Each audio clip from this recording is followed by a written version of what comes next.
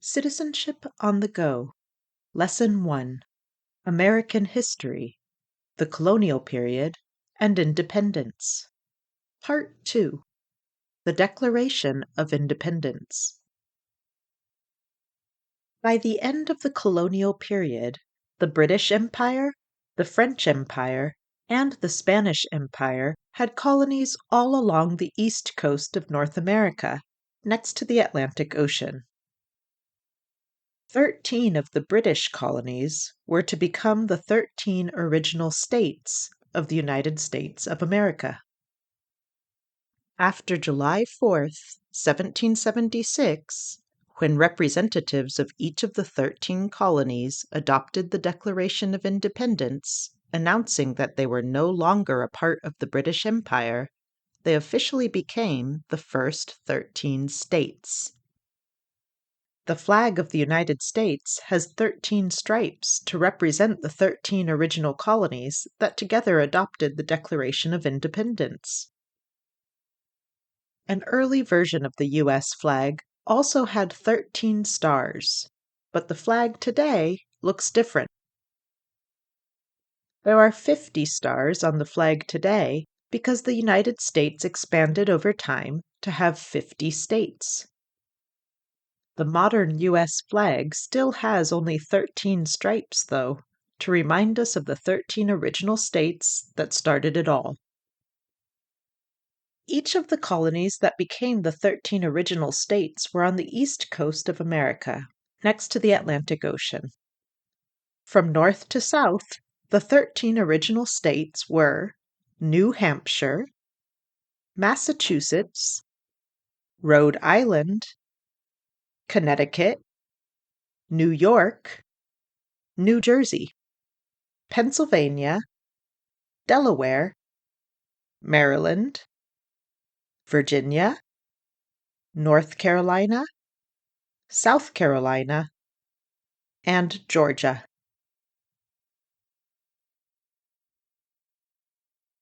Civics test question. There were 13 original states. Name 5. There were 13 original states. Name 5.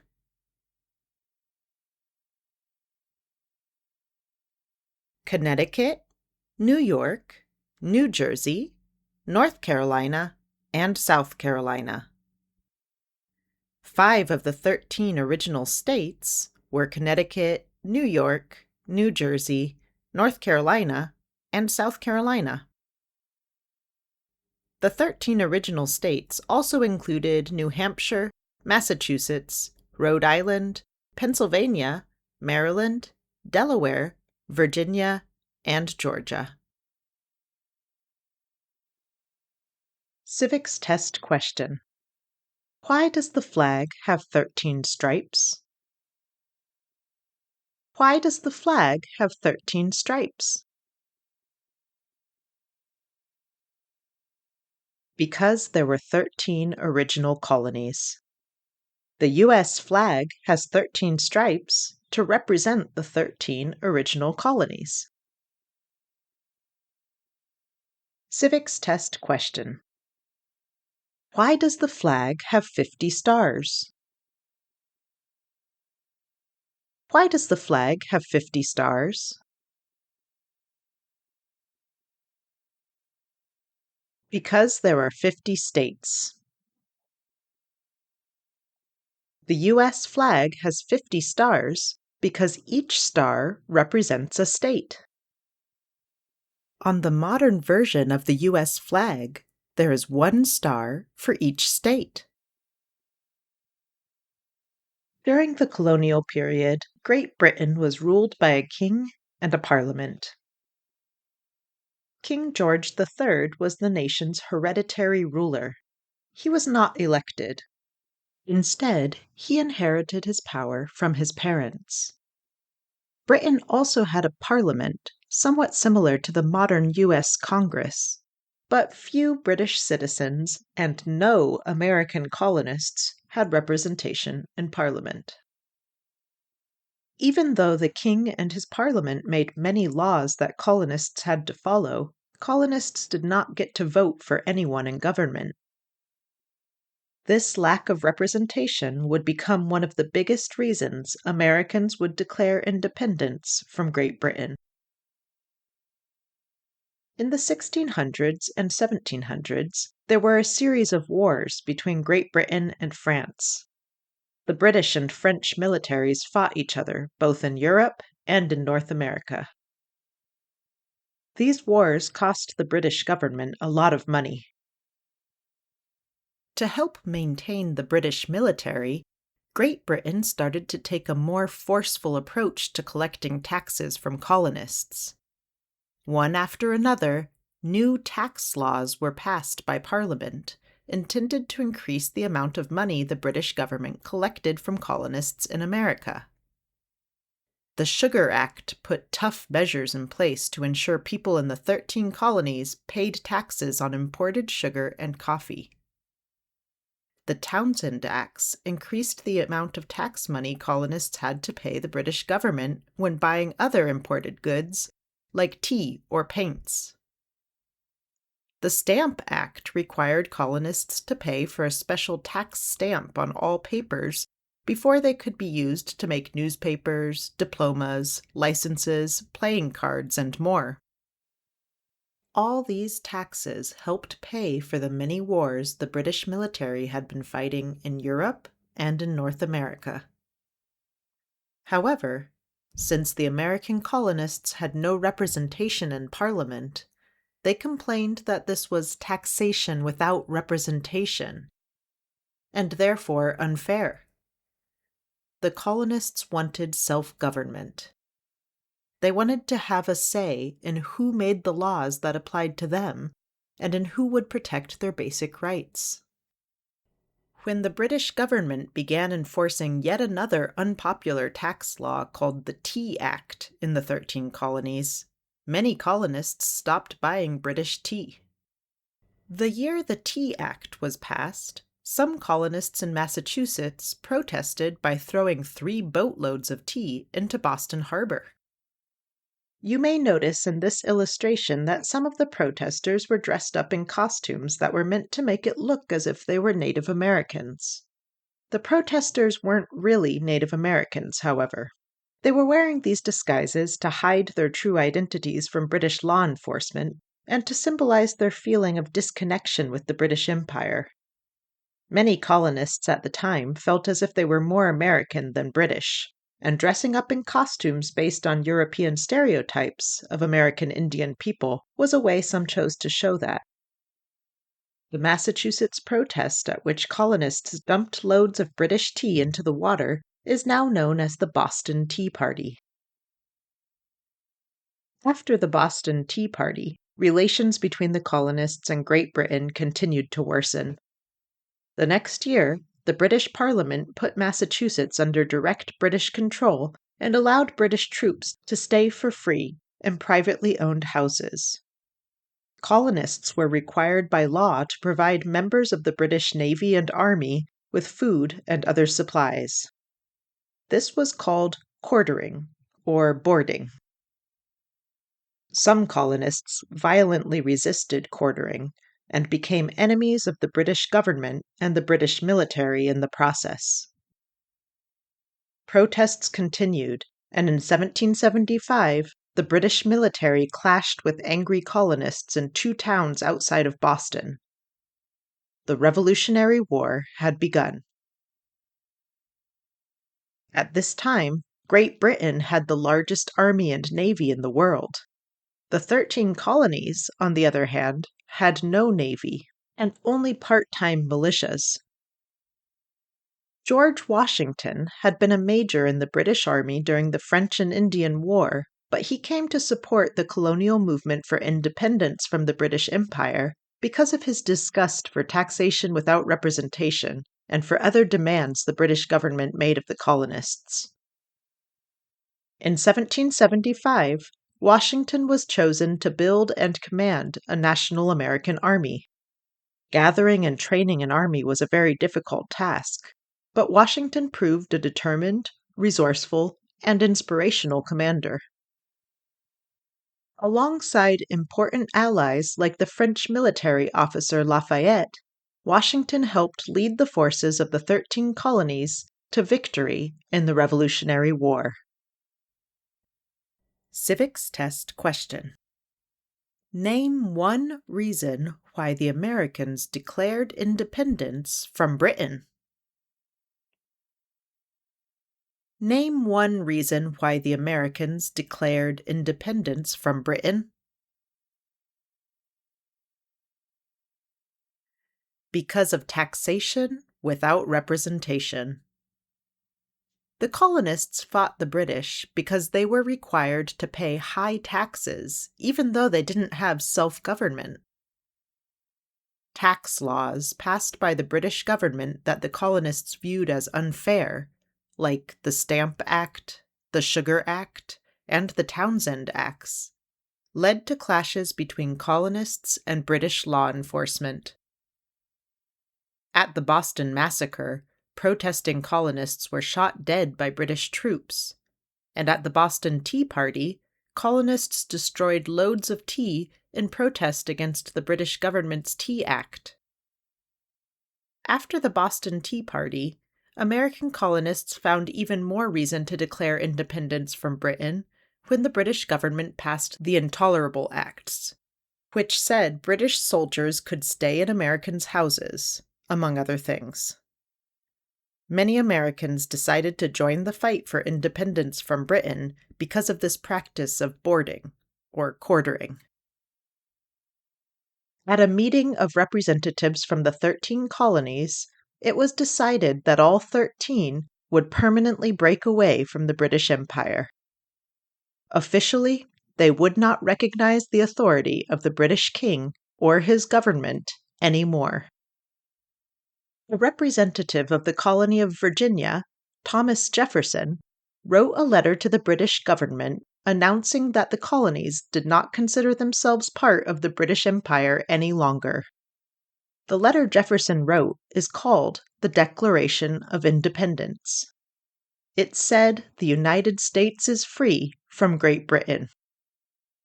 On July 4th, 1776, the Declaration of Independence was adopted by the colonial government. The Declaration of Independence was signed by representatives of all 13 colonies. Because they had announced that they weren't a part of the British Empire anymore, later in 1776, Connecticut, Maryland, Georgia, and the other 10 original colonies stopped calling themselves colonies. Now they were states. Together, they formed the United States of America. Many people consider July 4th, 1776, to be the birthday of the USA. We celebrate a national U.S. holiday, Independence Day, every year on the 4th of July.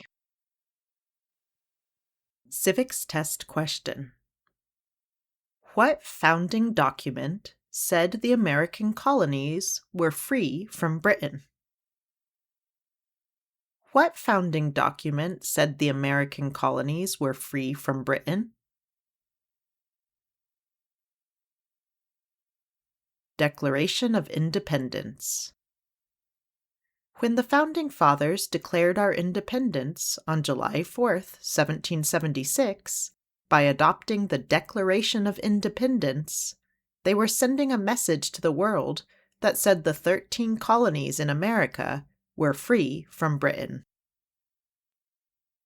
Civics test question. When was the Declaration of Independence adopted? When was the Declaration of Independence adopted? July 4th, 1776. The Declaration of Independence was adopted by representatives of the 13 original colonies on the 4th of July in the year 1776. Civics test question. What is Independence Day? What is Independence Day? A holiday to celebrate U.S. independence. Every year in the United States, we celebrate Independence Day on the 4th of July, the date the Declaration of Independence was adopted in 1776. Because the Declaration of Independence said the American colonies were free from Britain, many people consider July 4th to be the country's birthday. You might say that Independence Day marks the moment the colonies stopped being colonies and started being states. In other words, the birthday of the United States as a country. Although many colonial representatives signed the Declaration of Independence, Thomas Jefferson wrote most of this important announcement on his own. The introduction Jefferson wrote to the Declaration of Independence claims that it's an obvious fact that all men are created equal. It says that everyone is born with the right to life, liberty, and the pursuit of happiness. The Declaration of Independence by Thomas Jefferson reads in part, "We hold these truths to be self-evident, that all men are created equal, that they are endowed by their Creator with certain unalienable rights, that among these are life, liberty, and the pursuit of happiness." The Declaration goes on to list 27 complaints colonists had against King George and his Parliament, including quartering or boarding. It details how people in the 13 colonies were denied many rights, including the right to self-government. It says that since the British king did not protect colonists' rights to life, liberty, and the pursuit of happiness, the colonists have taken action to protect themselves. Civics test question. The words life, liberty, and the pursuit of happiness are in what founding document? The words life, liberty, and the pursuit of happiness are in what founding document?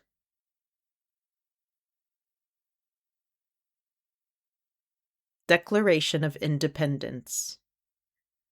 The Declaration of Independence states that everyone has the right to life, to liberty, and to the pursuit of happiness. It says that the government should protect people's rights, not take them away. Civics test question. Who wrote the Declaration of Independence? Who wrote the Declaration of Independence? Jefferson. The Declaration of Independence, the founding document that includes the words life, liberty, and the pursuit of happiness, was written mostly by Thomas Jefferson. As the principal writer of the Declaration of Independence, Jefferson is considered one of the United States' founding fathers. Some other people who reviewed and signed the Declaration of Independence and who helped set up the U.S. government, such as John Adams and Benjamin Franklin, are also referred to as founding fathers. After the Revolutionary War, John Adams became the first vice president of the USA, working alongside the nation's first president, George Washington. Later, when Washington stepped down from the presidency after 2 terms in office, John Adams was elected the second president of the USA. After Adams, Thomas Jefferson was voted in as the 3rd president of the United States. Jefferson is considered a founding father not only because he wrote the Declaration of Independence, but also because he contributed to the country's development as its 3rd president. During Jefferson's presidency, for example, The United States more than doubled in size thanks to a land deal called the Louisiana Purchase. Benjamin Franklin was never President of the United States, but he did many other notable things that earned him the name of Founding Father alongside Adams, Jefferson, and other key figures of early U.S. history. Civics Test Question. Thomas Jefferson is famous for many things. Name one. Thomas Jefferson is famous for many things. Name one. Writer of the Declaration of Independence. Jefferson is famous for writing the Declaration of Independence, but that's not all. After the U.S. gained independence from Britain, Jefferson served in the new nation's government for many years. He was the first Secretary of State, and he went on to become the third President of the United States. During Jefferson's time as president, the U.S. more than doubled in size due to a deal known as the Louisiana Purchase. Jefferson also founded the University of Virginia and wrote an influential document called the Virginia Statute on Religious Freedom. Though he did many noteworthy things over the course of his career, Jefferson's greatest claim to fame worldwide remains what he wrote in the Declaration of Independence about equality and about human beings' universal right to life, liberty, and the pursuit of happiness. In 1776, the same year the Declaration of Independence was adopted by the 13 colonies, a young scholar originally from the Hartford, Connecticut area named Lemuel Haynes wrote a sermon in response to the announcement that the United States was free from Great Britain. Though he was born in Connecticut, Haynes had been raised in Massachusetts, where many protests took place in the 1700s against taxation without representation and other acts of the British government. Haynes agreed that the colonies should have self-government, but he said it was hypocritical to fight for the freedom of one group of people while enslaving another. Haynes' father was black and his mother was white. He took the position that if all men are created equal, as Jefferson had written, then life, liberty, and the pursuit of happiness are rights everyone has by nature, regardless of race. Here's one part of what Haynes wrote in 1776 in response to the Declaration of Independence. Liberty is equally as precious to a black man as it is to a white one, and bondage equally as intolerable to the one as it is to the other. Shall a man's color be the decisive criterion whereby to judge of his natural right? To be consistent, you must let the oppressed go free. Lemuel Haynes was not alone in calling for slavery to be abolished during the time the colonies were fighting for independence from Britain. It would be nearly 100 more years before slavery was made illegal in the United States. But during that time, many Americans fighting for an end to slavery would point to ideals in the Declaration of Independence to argue for a change. Many Americans in early U.S. history pointed out that slavery goes against the idea that all people are created equal. Activists often argued that slavery took away the individual freedoms and inherent rights the Declaration of Independence says belong to all people. Civics Test Question. Why is the Declaration of Independence important? Why is the Declaration of Independence important?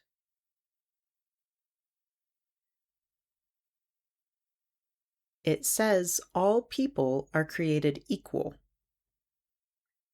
The Declaration of Independence did not end slavery, but Americans working to abolish slavery in early U.S. history often discussed how the Declaration of Independence identifies individual freedoms and inherent rights that enslaved people were denied. The Declaration of Independence is important to U.S. history specifically because it says that America is free from British control.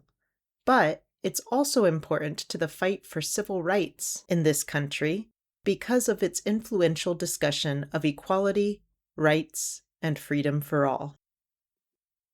As a young man, Benjamin Franklin had people working in slavery for him. But as he grew older, he came to believe that abolitionists like Haynes were correct.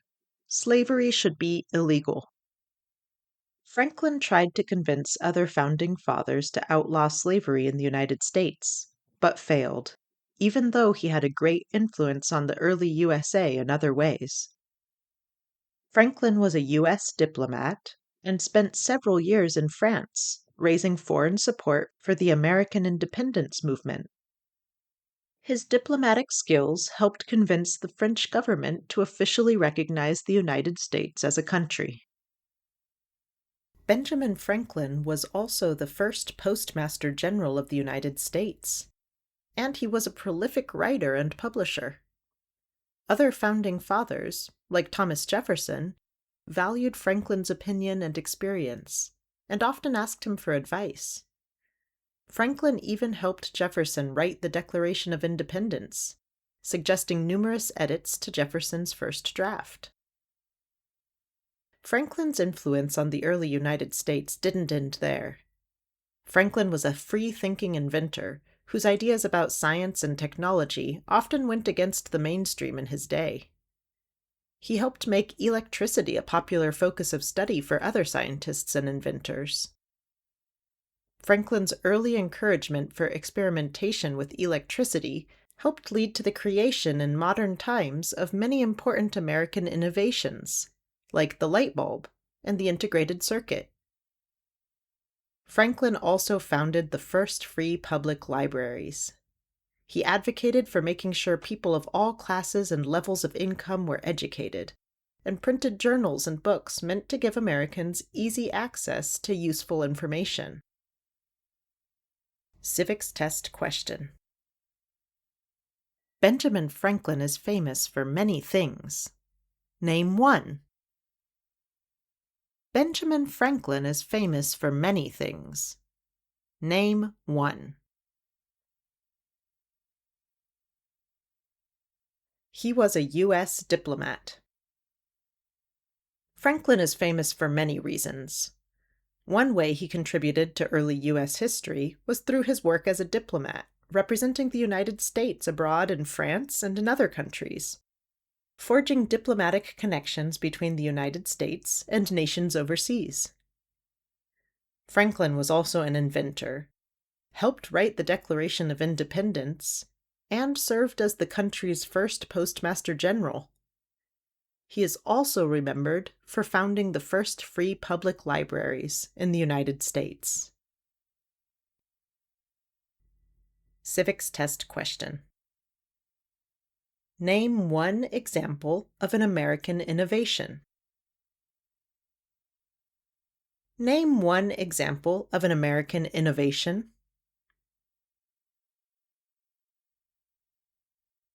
Light bulb. Advances in the study of electricity have led to many useful innovations over the course of American history, including the light bulb and the integrated circuit. Other examples of technological innovations that have impacted our daily lives in enormous ways include cars and airplanes. Though Benjamin Franklin did not himself create innovative methods of production like the assembly line, or come up with the technology behind impressive modern feats such as the construction of skyscrapers and NASA's moon landing, his groundbreaking experiments and advocacy for science and education helped pave the way early on for later inventors and innovators in America to try out new ideas and build new technologies. As a writer, illustrator, and publisher, Benjamin Franklin convinced many Americans of the need for unity among the 13 colonies. This drawing is one of the first political cartoons to appear in an American newspaper. Franklin drew it more than 20 years before the Declaration of Independence to urge the colonies to form one government for defense and other general important purposes. The cartoon was used again later during the Revolutionary War to promote the same idea. In the cartoon Franklin published, SC stands for South Carolina, NC for North Carolina, V for Virginia, M for Maryland, P for Pennsylvania, and NJ for New Jersey. NY stands for New York. The head of the snake is labeled NE for New England. In Franklin's day, New England was a name commonly used to refer to the colonies, later states, of Connecticut, Massachusetts, New Hampshire, and Rhode Island. Just 2 of the 13 original colonies are missing from this picture, Georgia and Delaware. Franklin knew that the 13 original states could beat the powerful military of the British Empire only by working together. Unity was not always easy to achieve, but by fighting together during the Revolutionary War, the states began to see themselves as members of a single united nation, instead of as separate states.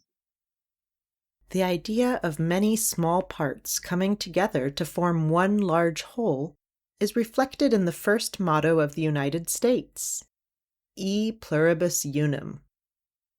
E Pluribus Unum is a phrase in a language that was spoken long ago in the famous early European Republic of Rome. Many of the founding fathers who set up the government of the United States were inspired by the Republic of Rome. A republic is a form of government in which citizens choose lawmakers and other leaders for their nation. The form of government of ancient Rome was a republic.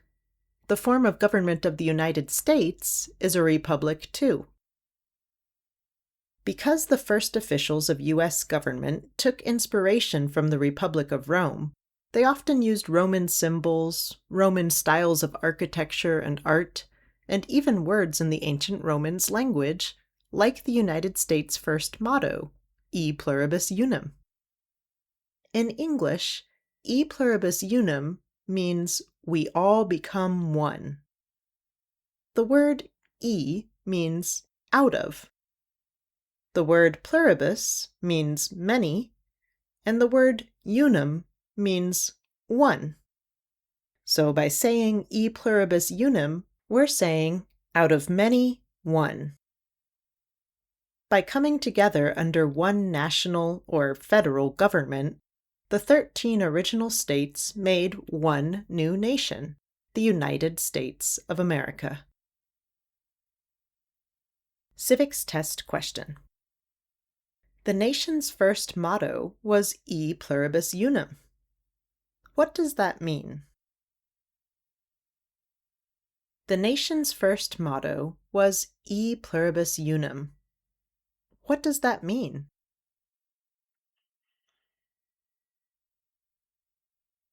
We all become one.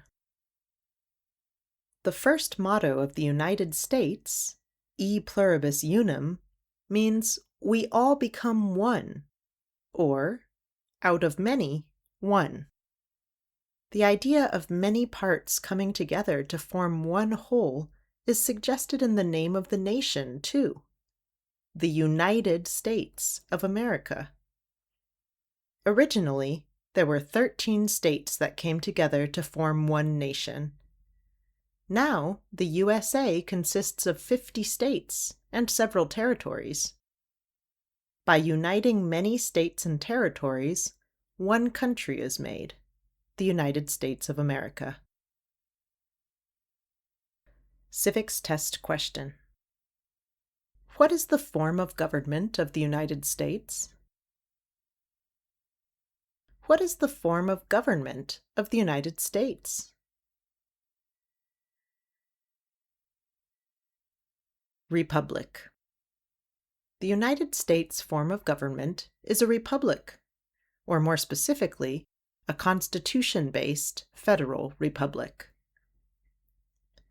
Since having a republic as the nation's form of government means that, through the democratic process of voting, citizens choose representation for themselves at the highest level of national administration, we can also describe the United States form of government as a representative democracy. That the form of government of the United States is a republic, or a representative democracy, is so important to U.S. civics that the two biggest political parties in the United States, the Republican Party and the Democratic Party, are both named after this idea.